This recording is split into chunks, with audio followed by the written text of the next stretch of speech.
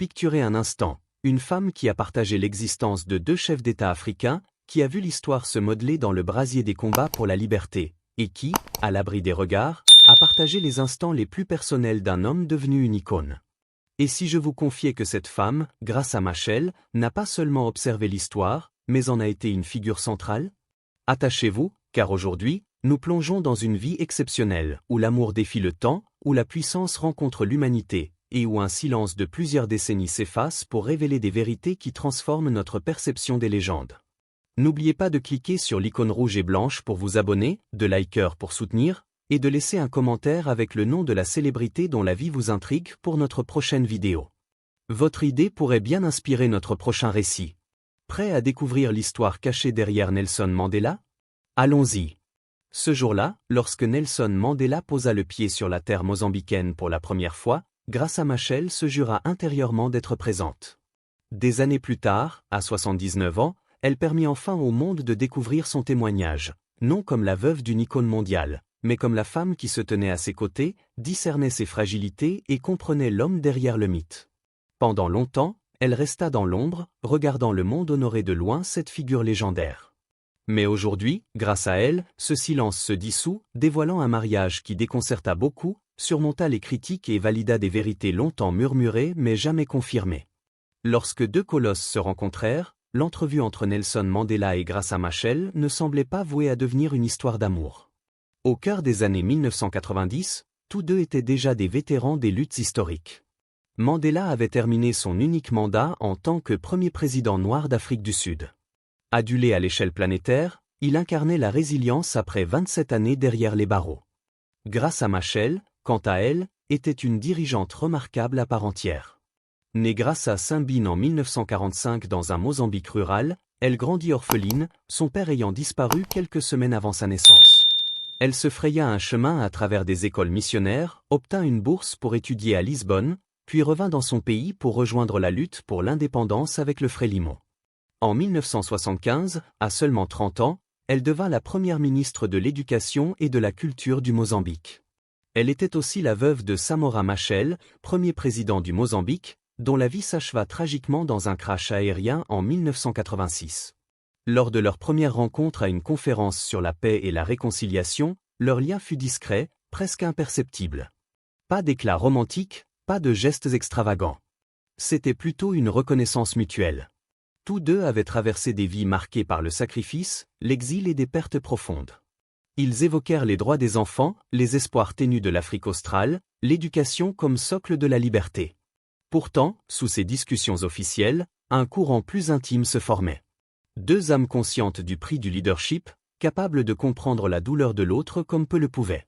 Pendant des mois, ils entretinrent un lien discret. Des courriers furent échangés, des repas partagés, toujours loin des regards curieux. Quand les murmures de leur relation commencèrent à se répandre, ils surprirent le monde. Mandela approchait des 80 ans, révéré comme le doyen de l'Afrique. Graça, 27 ans plus jeune, était une femme d'État respectée et une humanitaire reconnue. Pour beaucoup, leur union semblait invraisemblable. Pour certains, elle éveillait des soupçons. Était-ce une passion authentique ou une alliance calculée entre deux figures publiques habituées au feu des projecteurs? Les jugements ne les ébranlèrent pas. Mandela, aguerri face aux critiques constantes, connaissait le coût des opinions publiques. Graça, souvent réduite à ses unions avec des hommes puissants, refusa de laisser les commérages dicter ses choix. Leur lien s'épanouit non sous les projecteurs, mais dans la quiétude du quotidien.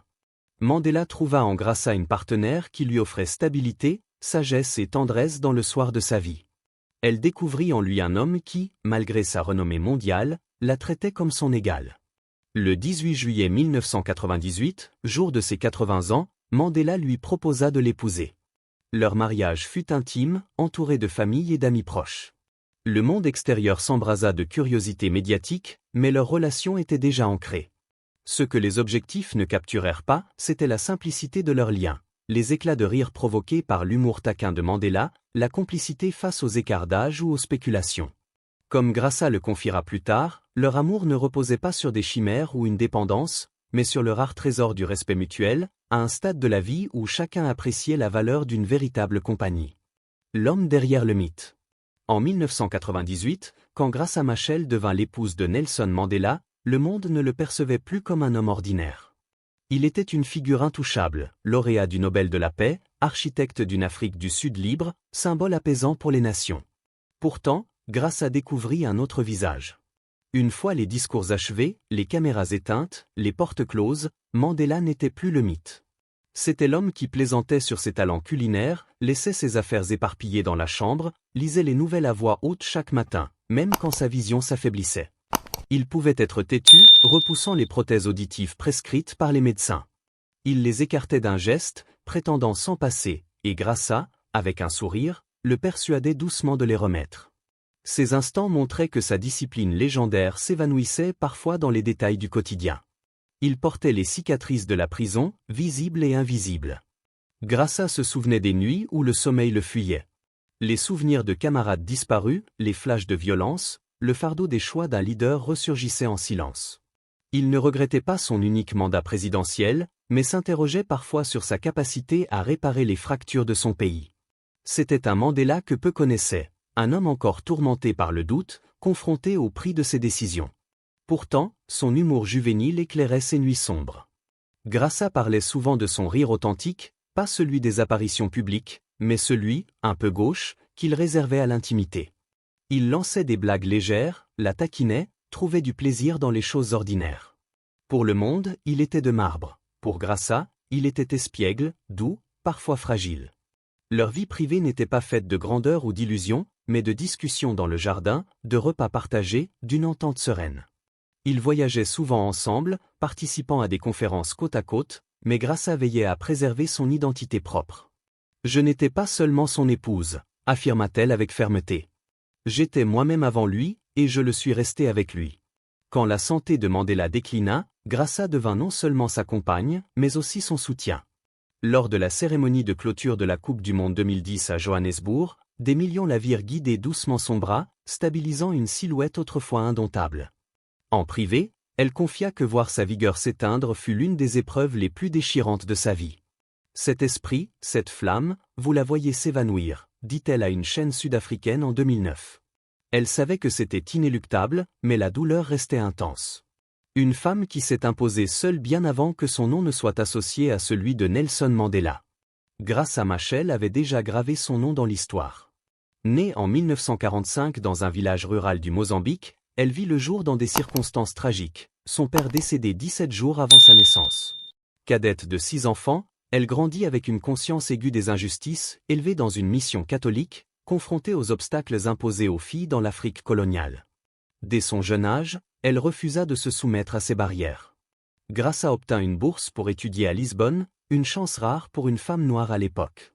Là, elle maîtrisa plusieurs langues allemand, portugais, français, espagnol, italien et son Xitonga natal, et s'engagea dans des groupes étudiants anticoloniaux.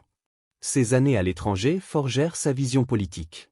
Elle découvrit la morgue du pouvoir colonial et rentra au Mozambique déterminée à le démanteler. En 1969, elle rejoignit le Frélimo, enseignant dans des zones de guérilla tout en soutenant la lutte pour l'indépendance. Lorsque le Mozambique conquit sa liberté en 1975, Graça, à 30 ans, fut nommée ministre de l'Éducation et de la Culture, devenant la première femme d'une Afrique indépendante à occuper un tel poste. Le défi était colossal, moins de la moitié des enfants fréquentaient l'école. Sous sa houlette, les inscriptions explosèrent, atteignant 90% pour les garçons et 75% pour les filles en quelques années. Elle lança des campagnes d'alphabétisation, développa des écoles rurales et promut l'éducation des filles, révolutionnant la vision de l'éducation au Mozambique. Son premier mariage avec Samora Machel, président du Mozambique, fut une alliance d'idéaux autant que d'amour. Ensemble, ils aspiraient à rebâtir un pays affranchi du joug colonial. Mais en 1986, la tragédie frappa. Samora périt dans un accident d'avion près de la frontière sud-africaine. Veuve à 41 ans avec 2 jeunes enfants, Graça aurait pu se retirer. Au lieu de cela, elle élargit son action à l'échelle mondiale. Dans les années 1990, elle devint une voix mondiale pour les enfants et les réfugiés. Son rapport de 1996 pour l'ONU sur les enfants dans les conflits armés marqua un tournant, attirant l'attention sur les victimes oubliées des guerres. Elle reçut des distinctions, l'Africa Prize en 1992, la médaille Nansen en 1995, et fut anoblie par la reine Elisabeth II en 1997. Son influence s'étendit à l'éducation mondiale. De 1999 à 2019, elle fut chancelière de l'Université du Cap, puis présidente de la SOA à Londres en 2012 et chancelière de l'Université africaine du leadership en 2016. Avec Mandela et Desmond Tutu, elle cofonda The Elder en 2007, s'attaquant aux crises globales. Aujourd'hui, elle demeure une voix puissante pour les droits des femmes, la santé maternelle et l'autonomisation des jeunes en Afrique. Graça a toujours été catégorique, elle ne se définit pas par ses mariages. « J'ai aimé des hommes exceptionnels », dit-elle. Mais ma grandeur ne dépend pas d'eux. J'ai ma propre histoire. Le long adieu. Dans les années 2000, la santé de Nelson Mandela s'affaiblit. Après des décennies de travaux forcés en prison, le poids de l'âge était inévitable. Graça, qu'il avait vu fouler les scènes mondiales avec assurance, le soutenait désormais alors que son corps le trahissait. Elle se souvenait de l'éclat de ses yeux qui s'éteignaient, de sa voix puissante qui faiblissait. En 2009, elle confia avec émotion à une chaîne sud-africaine. Cette flamme, cet esprit, vous les voyez s'évanouir. Vous savez que c'est la vie, mais ça fait mal. La réalité intime était plus dure que l'image publique.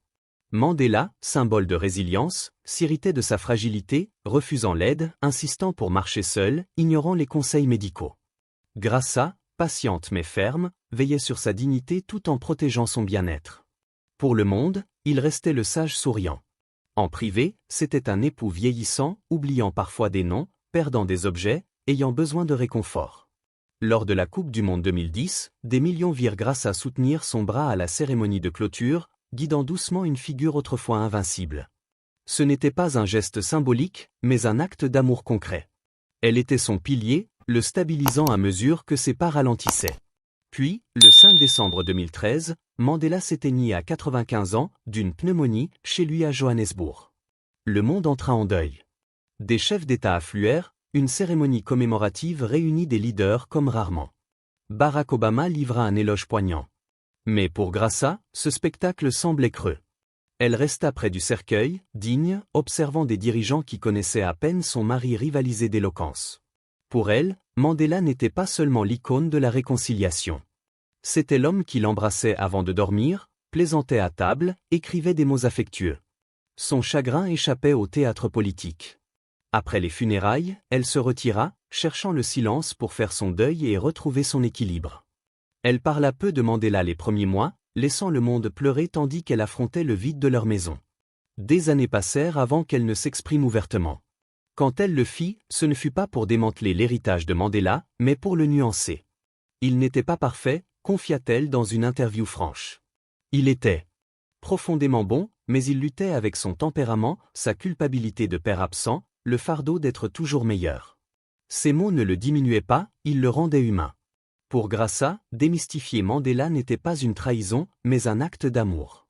Elle voulait qu'on se souvienne de lui non comme une statue, mais comme un homme qui doutait, trébuchait, vieillissait, et choisissait pourtant la bonté chaque jour. Au-delà de l'ombre, après la mort de Mandela, Graça porta un fardeau unique. Mariée à 2 présidents, figure majeure de l'Afrique, elle était souvent présentée comme la seule femme à avoir été première dame de 2 nations. Mais elle repoussa cette étiquette. « J'ai aimé des hommes remarquables, dit-elle posément, mais ma grandeur ne dépend pas d'eux. J'ai ma propre histoire. » Rompre son silence visait à rétablir l'équilibre. Elle craignait que le mythe de Mandela n'éclipse l'homme.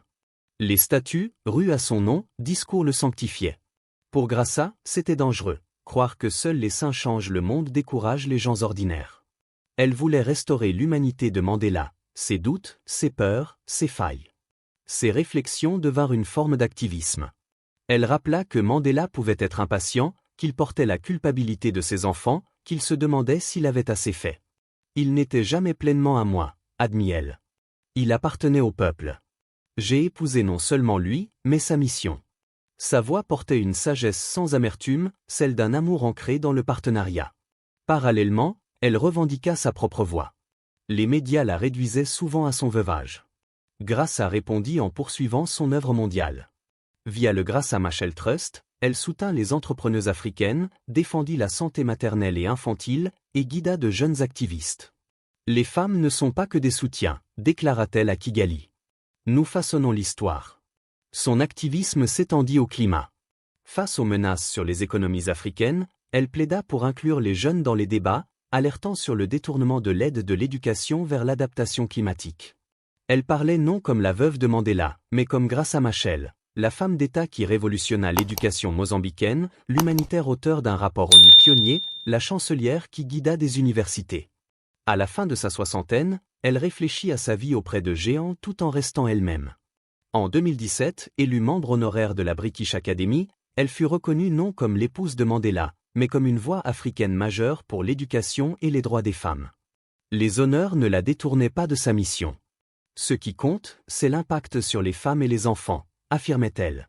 Son trust créa des réseaux pour les entrepreneuses, lutta contre le mariage forcé, promut la santé maternelle. Elle encouragea les jeunes à forger leur chemin, trouvez votre voie, ne vivez pas dans l'ombre. Avant la COP22, elle dénonça l'exclusion des jeunes Africains des débats climatiques, plaidant pour investir dans l'éducation comme résilience. Dans chaque discours, elle recentrait l'attention sur la dignité des Africains, surtout des femmes et des enfants. Pourtant, Mandela restait une présence discrète. En 2018, lors de la Nelson Mandela Annual Lecture, aux côtés de Cyril Ramaphosa et Barack Obama, elle écouta les hommages pour le centenaire de Mandela, consciente qu'elle seule connaissait l'homme derrière l'icône. Ses réflexions, lucides et pleines d'espoir, rappellent que la grandeur n'appartient pas au statut. L'héritage de Mandela montre que même les êtres imparfaits peuvent choisir le courage. Sa propre vie, révolution, ministère, tragédie, amour, prouve que les femmes peuvent porter l'histoire sans être définies par leurs compagnons. Lorsqu'on lui demanda ce qu'elle voulait qu'on retienne d'elle, elle répondit après un silence, que j'ai vécu pleinement, donné le meilleur, que j'étais plus qu'une épouse, une avocate, une enseignante, un miroir pour d'autres. Son héritage, lié à celui de Mandela mais distinct, l'honorait en humanisant l'icône et en refusant de s'effacer dans son ombre. L'histoire se souvient de Nelson Mandela comme d'une légende. Grâce à Graça Machel, nous savons qu'il était aussi un mari, un père, un homme qui luttait comme nous tous. Alors, que pensez-vous? Voir nos héros comme humains les rend-ils plus inspirants ou moins? Partagez vos pensées dans les commentaires, et si cette plongée dans une vie extraordinaire vous a captivé, donnez un coup de pouce avec un like, abonnez-vous en cliquant sur l'icône rouge et blanche en bas, et rejoignez-nous pour d'autres récits fascinants. Dites-nous aussi quelle célébrité vous aimeriez qu'on explore ensuite, votre suggestion pourrait être notre prochaine aventure. Mais ce n'est pas tout. Pour saisir pleinement la force de Graça Machel, remontons à ses racines. Né le 17 octobre 1945 à Ankadine, dans la province de Gaza, Mozambique, Graça Simbine grandit sous la domination coloniale portugaise. Son père, agriculteur et prédicateur méthodiste, mourut avant sa naissance, laissant sa mère élever 6 enfants dans la précarité. Pourtant, sa mère insista pour leur offrir une éducation. Graça excella à l'école missionnaire, décrochant à 12 ans une bourse pour le lycée à Maputo. Là, elle découvrit un monde plus vaste, apprenant le portugais et se plongeant dans la littérature et l'histoire. À Lisbonne, où une bourse l'amena en 1968, sa conscience politique s'affûta. Le Portugal de Salazar surveillait les étudiants africains, mais Graça rejoignit des cercles anticoloniaux, apprenant l'allemand, le français, l'espagnol, l'italien. Ces langues lui serviraient dans sa diplomatie. Lisbonne la radicalisa, elle lut Fanon et Cabral, comprenant que la libération passait par la culture et l'éducation. De retour au Mozambique en 1973, elle s'engagea dans le Frélimo, enseignant dans des zones de guérilla.